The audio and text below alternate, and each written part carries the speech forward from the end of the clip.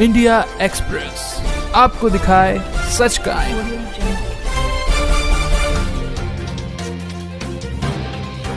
हमारी टीम आज आ पहुंची है उड़ीसा के जगन्नाथपुरी में, ऐसी जगह जहां पर संत श्री आसाराम जी बापू जी के द्वारा एक ऐसी स्कीम चलाई जा रही है जहां पर अनाथ लोगों को, गरीब लोगों को, निसहाय लोगों को प्रतिदिन भोजन करो, भजन करो, साथ साथ में दक्षिणा भी दी जाती है।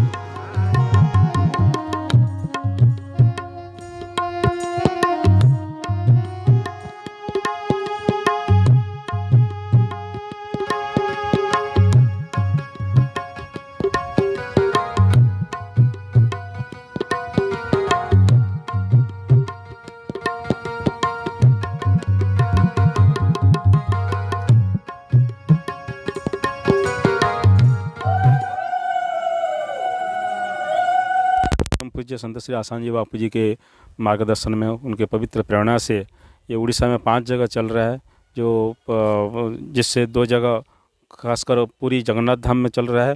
और ये पूरी मंदिर के पास में जो नरेंद्र तालाब है, नरेंद्र तालाब के कोने में ही ये हमारा सेंटर है जप यज्ञ का, तो यहाँ चल रहा है। यहाँ ये चलाने का जो मुख्य उद्देश्य है कि बापू जी क्या चाहते हैं कि समाज के सब लोग सुखी जीवन जिएं, स्वस्थ जीवन जिएं, सम्मानित जीवन जिएं और उनका रोजी रोटी भी अच्छे से चले। जो गरीब लोग हैं, जो असहाय लोग हैं, जो विधवाएं हैं लेकिन उनको देखभाल करने के लिए कोई नहीं होते हैं, उन लोगों का जीवन भी खुशहाल हो, इसीलिए बापूजी यहाँ उनको सेंटर में बुलाते हैं, आश्रम में बुलाते हैं। वो लोग सुबह आते हैं, जब ध्यान कीर्तन भगवान का नाम करते हैं, पुराण शास्त्र पढ़ते हैं और फिर भोजन करते हैं।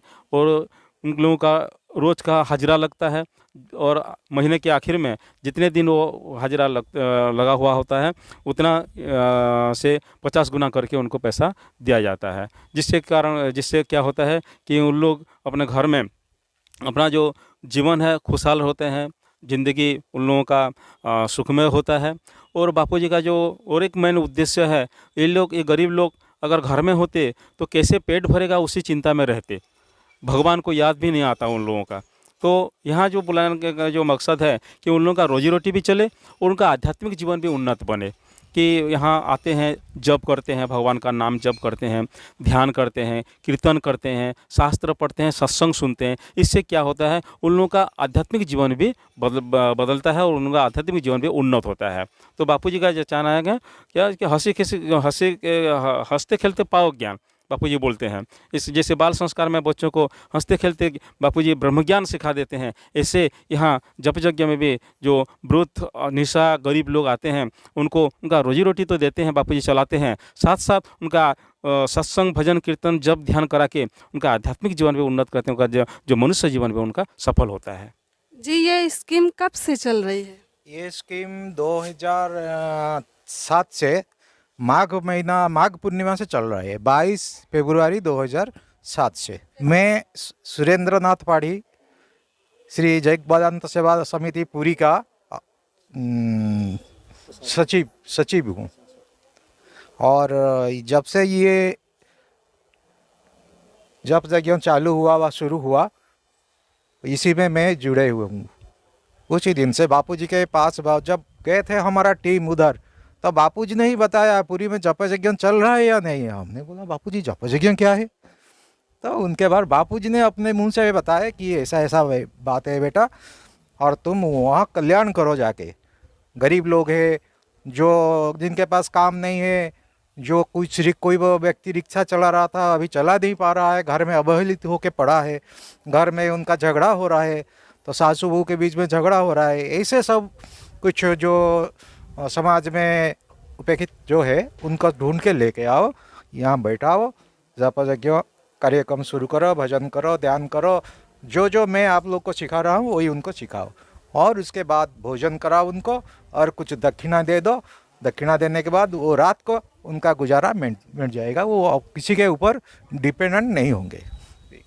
तो आपको मैं बताना चाहूँगी, जिन लोगों की आंख में किरकिरी है कि संत श्री आसाराम जी बापू जी के पास करोड़ों की संपत्ति है, तो संपत्ति कहाँ जा रही है? मैं आपको उड़ीसा के ग्राउंड जीरो से रिपोर्ट दिखा रही हूँ। जो ऐसे गरीब लोग हैं जिनके बेटे होते हुए भी निकाल देते हैं घर से, सहारा नहीं देते हैं, ऐसे लोगों की मदद करते हैं संत श्री आसाराम जी बापू जी।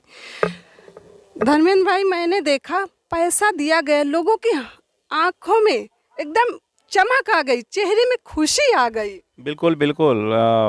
उन लोगों का जो ज़िंदगी ना पहले पूरा दुख भरा रहता था, अभी वो लोग पूरा खुशहाल हैं। घर में उनका जो रिश्तेदार होते हैं पहले उनको पूछते नहीं थे, प्रताड़ित करते थे, लेकिन यहाँ पैसा मिलने के बाद उन लोग क्या है घर में सुख शांति से रह पाते हैं। और कोई के ऐसे भी यहाँ ऐसे माताएं आते हैं, बूढ़ी बूढ़ी माताएं, जो लोग क्या है भिक्षा मांगते थे। वो वरदान है ना जो पूरी का, वो पूरी वरदान में भिक्षा मांगते थे, लेकिन यहाँ आने के बाद वो जो एक भिक्षा मांगना तो अच्छा चीज़ नहीं है, तो वो छोड़ के यहाँ आते हैं, भजन कीर्तन करते हैं, फिर वहाँ उन लोगों का गुजारा मिटता है। तो आप ज़्यादा से ज़्यादा इस वीडियो को शेयर करना, ताकि पता चले लोगों को कि आज भी बापूजी के द्वारा इन गरीबों की सेवा की जा रही है। प्रतिदिन उनको 50 रुपये एक व्यक्ति को दिया जा रहा है, भोजन भी कराया जा रहा है। केवल भजन करो। धर्मेंद्र भाई, ऐसी तो बड़ी निराली ही संस्था होगी कि कहीं भी कार्य करते हैं, जब 8 घंटे 10 घंटे 15 घंटे करते हैं तब जाके थोड़ा पैसा मिलता है। ये तो केवल ऐसी निराली संस्था है कि भजन करो, ऊपर से भोजन भी करो और साथ साथ में दक्षिणा भी दिया जा रहा है। देखो, संत जो होते हैं ना दूसरे के पीड़ा सहन नहीं कर सकते। उन लोग संत का जीवन ही दूसरों के दुख पीड़ा को नाश करने के लिए होता है, दूसरों को ऊपर उठाने के लिए ही होता है। जो निचले स्तर के व्यक्ति होते हैं, वो शारीरिक रूप से हो, आध्यात्मिक रूप से हो, बौद्धिक रूप से हो, मानसिक रूप से हो, जैसे भी जिस क्षेत्र में भी जो नीचे हैं, जो निचला वर्ग हैं, उन लोग कैसे ऊपर उठें, यही संत का चिंतन मनन होता है। और पूज्य बापूजी का भी चिंतन ऐसा ही बिल्कुल है। वो सोचते हैं कि पिछड़े से पिछड़े जो लोग हैं वो कैसे ऊपर उठें, समाज के मुख्य स्रोत में शामिल हो उन लोग, और उन लोगों का जीवन खुशहाल हो, वो लोग सुखी जीवन जिए, स्वस्थ जीवन और सम्मानित जीवन जिए। इसीलिए बापूजी सतत अपना कार्य करते रहते हैं, और यहाँ उसका एक उदाहरण है। इंडिया एक्सप्रेस आपको दिखाए सच का।